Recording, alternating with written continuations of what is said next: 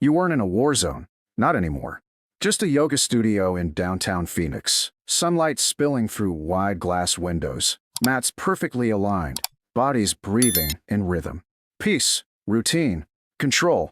That's what she came here for. If you believe that healing doesn't mean forgetting, that some battles follow us home, like and subscribe, because this story will remind you why courage doesn't fade, it just changes shape. It was supposed to be a quiet Thursday, the kind of day where time feels soft around the edges. The class had ended 5 minutes ago. Laughter drifted from the hallway, the light scent of sandalwood still hanging in the air.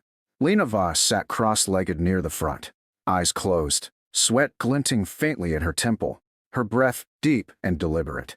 The others called her Lena, not Major, not Voss, just Lena, the kind of first name people use when they think they already know your story. To them, she was the calm instructor who moved like water, who smiled when others couldn't, who played soft acoustic covers instead of pop tracks. But beneath the stillness, behind that quiet gaze, was something heavier, the kind of silence that isn't born of peace, but of things that never got said. Outside, the Arizona sun pressed against the glass like a living thing. Inside, the air shimmered with the soft pulse of a playlist fading into its final track. Lena leaned forward, resting her palms on the mat, grounding herself in the simplicity of now, the stretch of muscle, the hum of breath, the illusion that everything could stay still. Her hair, tied back loosely, had started to slip free. She let it. That was the point here, to let things slip free. The other students were rolling up their mats, chatting quietly. They were all around her age, late 20s, early 30s, young professionals with sore backs and heavy phones. None of them had ever worn a flight suit. None of them had ever watched a red dot on a thermal feed turn from motion to silence. And Lena, she never told them she had. To them, she was someone who used to work in logistics, who moved around a lot. They didn't know that logistics meant target coordination, and that moving around meant being stationed in 6 countries under call sign Ember, the voice behind a dozen missions no one would ever talk about.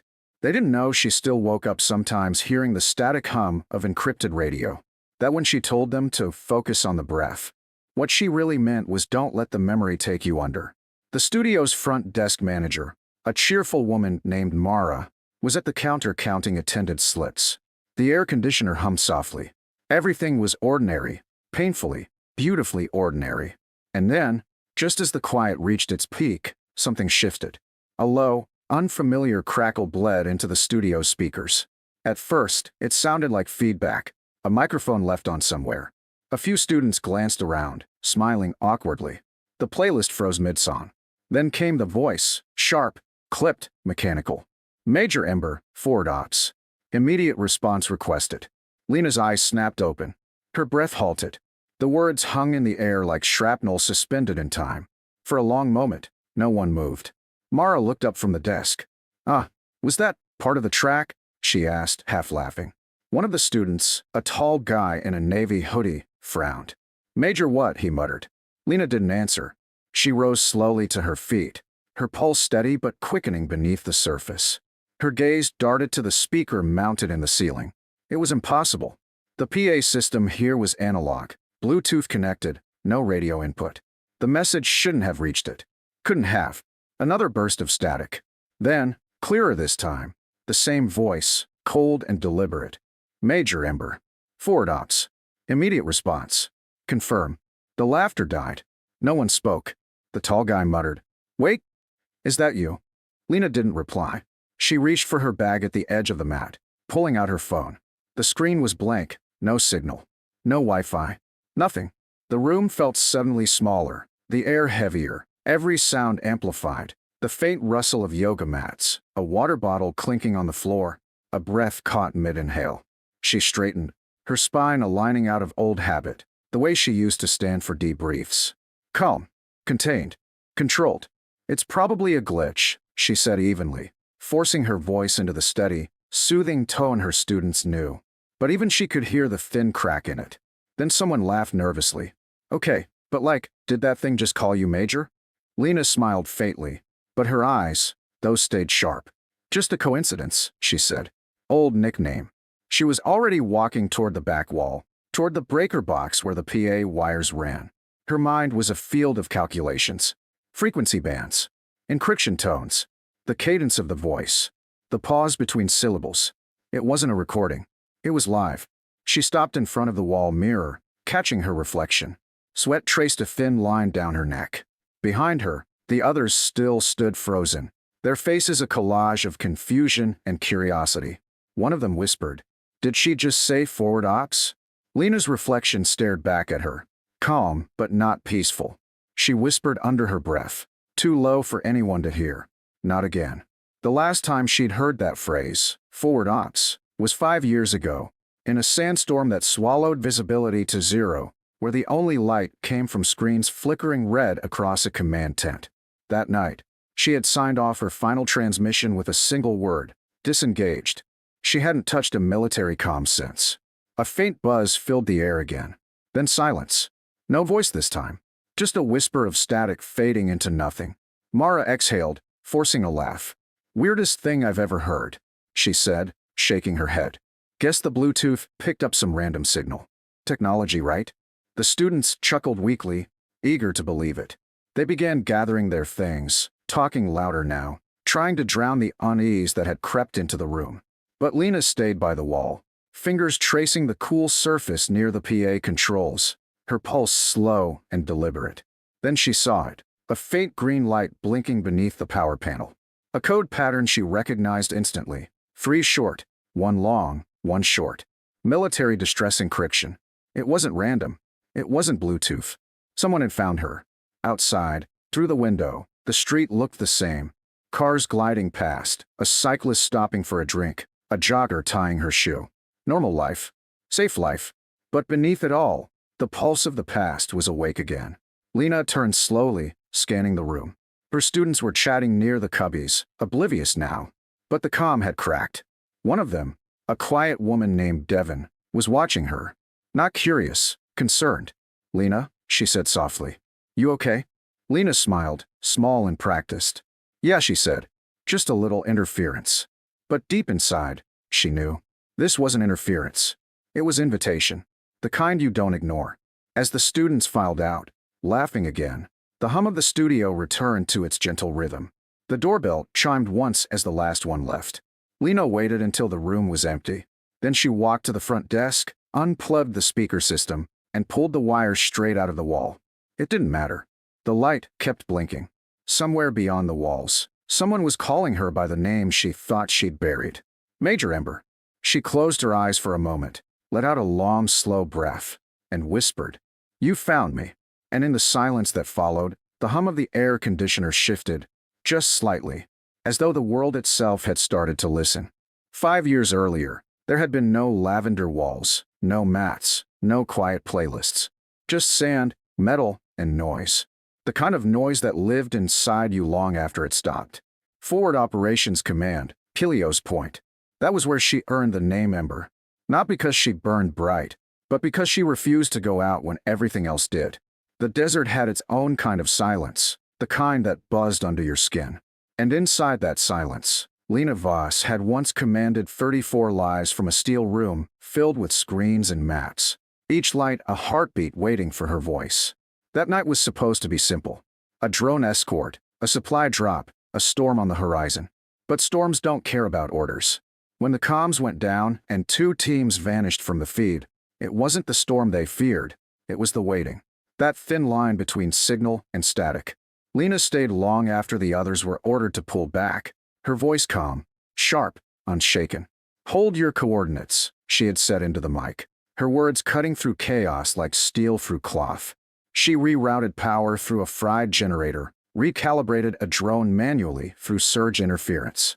For 8 minutes, she became the storm. By dawn, 28 soldiers were alive because of her. By evening, she was gone, reassigned, debriefed, dismissed. The file said burnout. She never corrected it.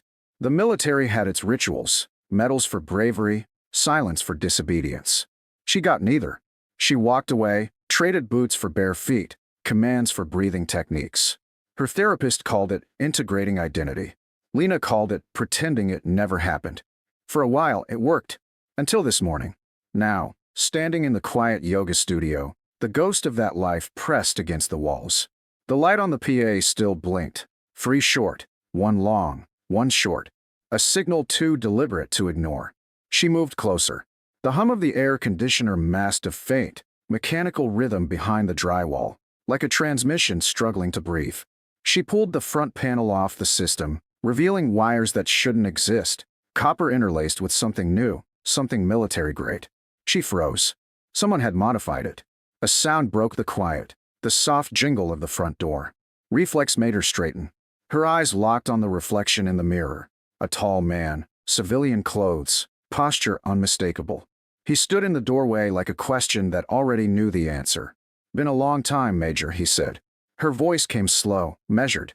"Not long enough." Colonel Reeves stepped fully inside, the doors swinging shut behind him. The studio felt smaller now, the air shifting with him. His hair was grayer, his shoulders heavier, but his eyes still carried that unblinking clarity, the kind that sees through everything. He scanned the room, the mats, the quiet. "Didn't think I'd find you teaching yoga." "You didn't," she replied. "You found someone who stopped listening." He smiled faintly, not out of humor, but recognition. "You were always better at listening than most. That's why I'm here." Lena crossed her arms, hiding the tremor she felt beneath her ribs. That signal wasn't a coincidence. "No," he said simply. "It was the only way we knew you'd hear it." He stepped closer, lowering his voice. "There's an operation in motion, an old system you built back at Helios. The encrypted grid. It's failing. We've got civilians tied to it. We need the original override." She laughed softly, disbelief laced with exhaustion. "You've had 5 years to replace that system." Reeves' eyes hardened. "We tried. It was built around your encryption key, the kind that only responds to a specific biometric pattern. Yours." The air went still. Outside, the city hummed unaware. Inside, the weight of what he'd said settled between them like dust after a detonation. "I'm not coming back," she said finally. He nodded. "I know." Then, quieter.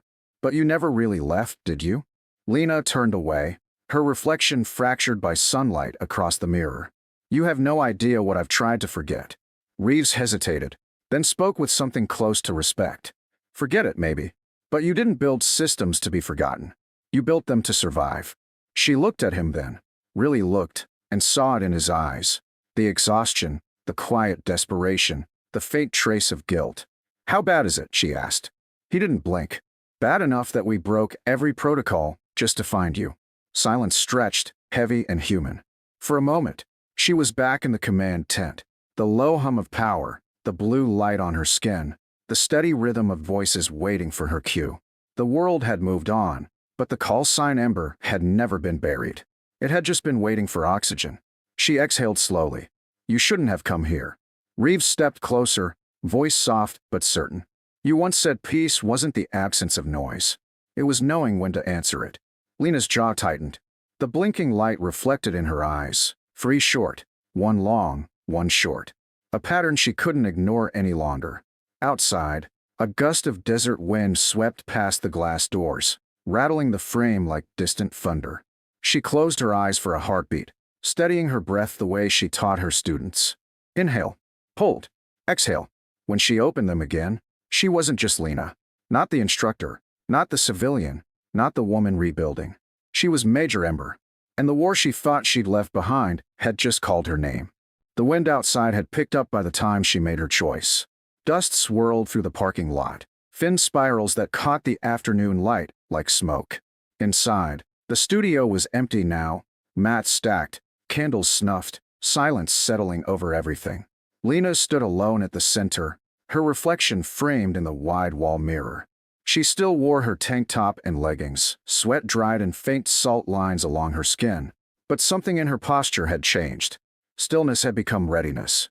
The softness of breath replaced by the discipline of command. Reeves waited near the door, watching without pressing her. He knew that look, the quiet before motion. The last time he'd seen it was in Helios Point, minutes before she'd rerouted power and saved 3 dozen lives. She hadn't shouted then, either. Just moved, precise, unflinching, certain. "You don't have to go," he said finally, voice low. Lena turned toward him, the sunlight outlining her in pale gold. "That's the thing, Colonel. I already am." She reached under the reception counter and pulled out a canvas duffel. Not her gym bag, not something new. Olive drab, edges frayed. The kind of military-issue pack no one in this studio would have ever recognized. Reeves' gaze softened. You kept it. Some things you don't throw away, she said simply, slinging it over her shoulder. He nodded once. The car's outside. As they stepped into the light, the students from the earlier class were still across the street at a cafe, laughing, oblivious. A few noticed her and waved. She smiled, waved back, a small, practiced motion. To them, she was just the yoga teacher heading out. They didn't see the storm quietly forming behind her eyes. In the car, Reeves handed her a tablet. The map displayed wasn't public. Satellite overlay, multiple heat signatures, a cluster pulsing red along a border ridge she hadn't seen in years. Forward ops lost connection 20 hours ago, he said. Automated response grid malfunctioned. They're blind. You designed the fallback net. They're running on your code. Lena traced the outline on the screen. That net was supposed to be self-healing. It was, Reeves replied. Until someone started trying to kill it. She looked up. External breach. He hesitated. No. Internal.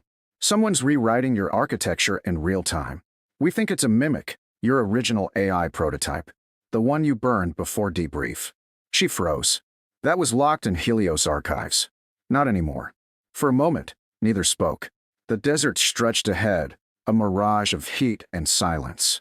Then Lena exhaled, the kind of breath that carried decision inside it. Pull over. Reeves blinked. What? Pull over. He did. She opened the door, stepped into the dry wind, and stared out across the open horizon. The air shimmered, empty and infinite. Somewhere out there, pieces of her past were still alive.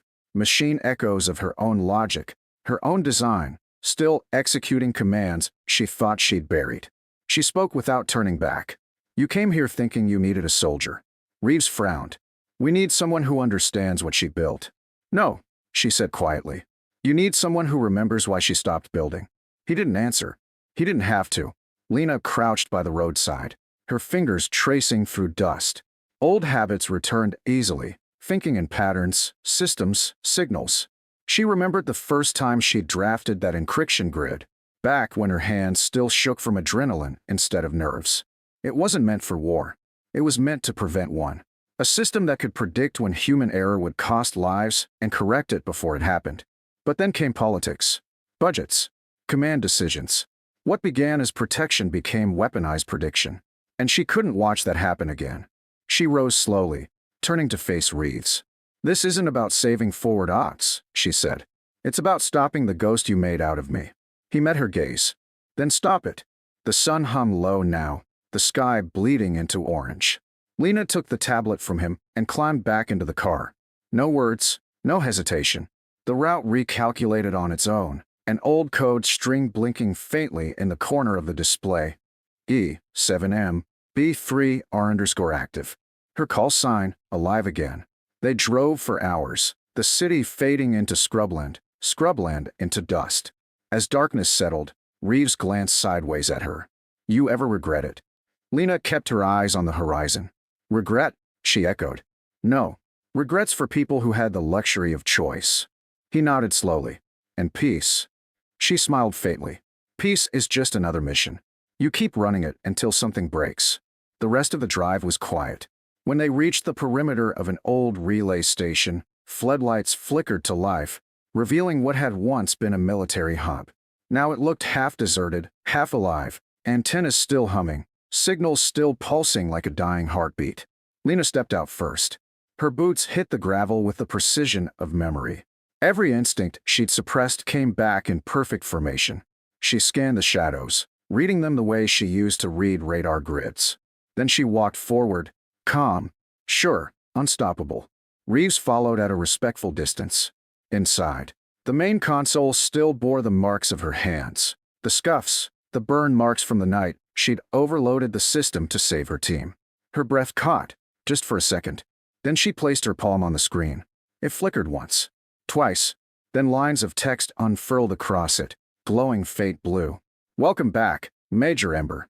Reeves stared. It remembers you. Lena's voice was barely a whisper. It remembers everything. For the next few minutes, the console hummed with life. Her fingers flew across the interface, the old reflexes guiding her like choreography. She found the corrupted sequences, the false command trails, the loops left open by a mimic that had learned too well. The system pushed back. Lines of her own syntax twisted into resistance, like arguing with a mirror. But she didn't flinch.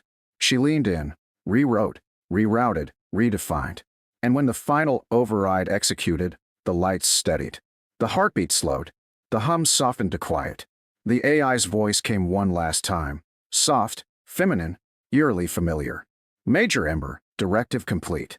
Lena exhaled, the tension sliding off her shoulders like a weight finally dropped. Stand down, she said quietly. Mission's over. Outside, the night was absolute. Stars burned cold above the desert, their light tracing the outline of a woman standing still after too many miles. Reeves approached carefully. You did it. She nodded, eyes on the horizon. No, we finally stopped it. He wanted to say more, about legacy, about courage, about the strange beauty of people who walk away but never truly leave. But he didn't. He knew words would only diminish the moment. Lena slung the duffel over her shoulder again and started toward the open night. The air was still, her steps steady. Reeves called out, "Where will you go now?" She paused at the threshold, her silhouette framed by the floodlight's glow. "Back to where I belong," she said. "Back to quiet." The wind carried her voice into the dark, soft but unshakable. Weeks later, a local news brief mentioned a systems restoration credited to an independent consultant. No names, no medals, just stability returned. At the yoga studio, Mara found something left behind under the counter, a small black box wrapped in cloth. Inside, a military dog tag engraved with 2 words, Ember. Forward. She set it on the windowsill, sunlight catching its edge. Some stories don't end in noise. They end in breath. And sometimes, that's enough.